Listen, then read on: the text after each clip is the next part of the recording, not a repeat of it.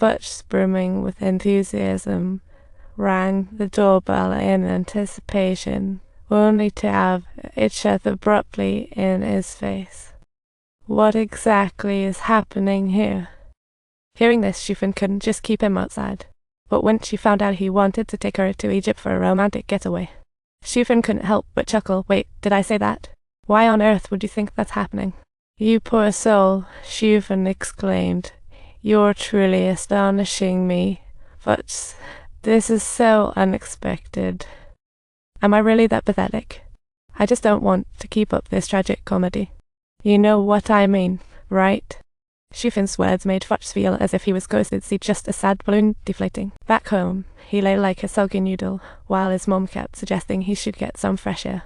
He thought of going for a stroll by the river, but a neighbour's little girl tagged along like a persistent shadow.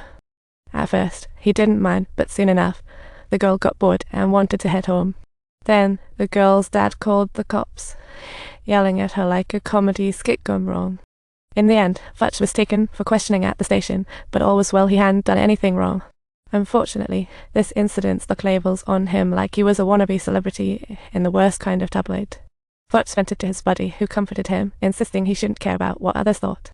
The priority now was to find a partner. Come on, a guy in his 40s shouldn't still be single. If you like Shufin, go after her. His friend said, she invited you over for tea, definitely a sign. So, Futch suited up like a superhero, returning to the dance floor. But even after the class, no sign of Shufin. He sighed internally like a deflated balloon.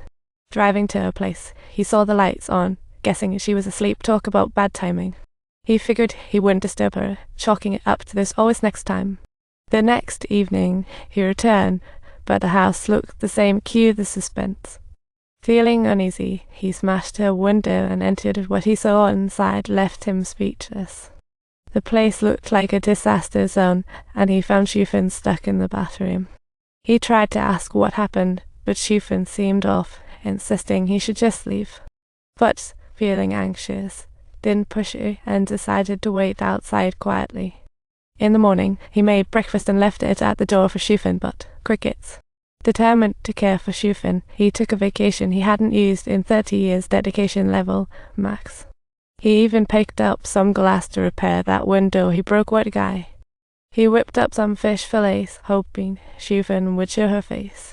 But instead of coming out, Shufin wailed about how she didn't go to work and had probably been fired. After hearing that, Futch hesitated and drove to the dump, because where else would wise men go? To everyone's shock and delight, the boss agreed to let Futch fill in for Shufin. So, Futch started working at the dump, and though his co-workers gossiped, they were relatively friendly. The next day, he showed up with flowers for Shufin, really pulling out all the stops. Not knowing her favorite, he bought every kind. Might as well go big or go home. Overwhelmed, Shufin jumped into Futch's arms, releasing all her pent-up emotions. What a scene. A few days later, they were chatting like a pair of lovebirds. Talk about progress. After dinner, Shufin sighed, if only I had enough money now. That shop's up for grabs. I'd love to start a flower shop here.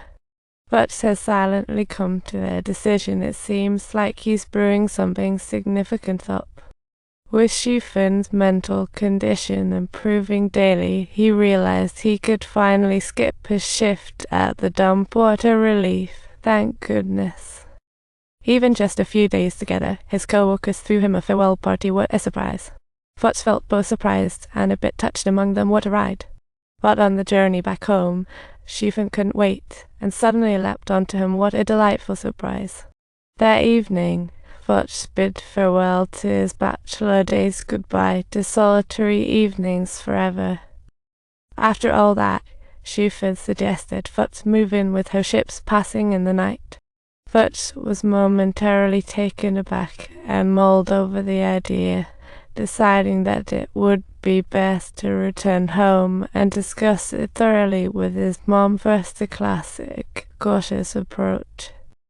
Shufin got a bit mad and turned around to leave, immediately ignoring him completely, which was clearly a classic case of miscommunication.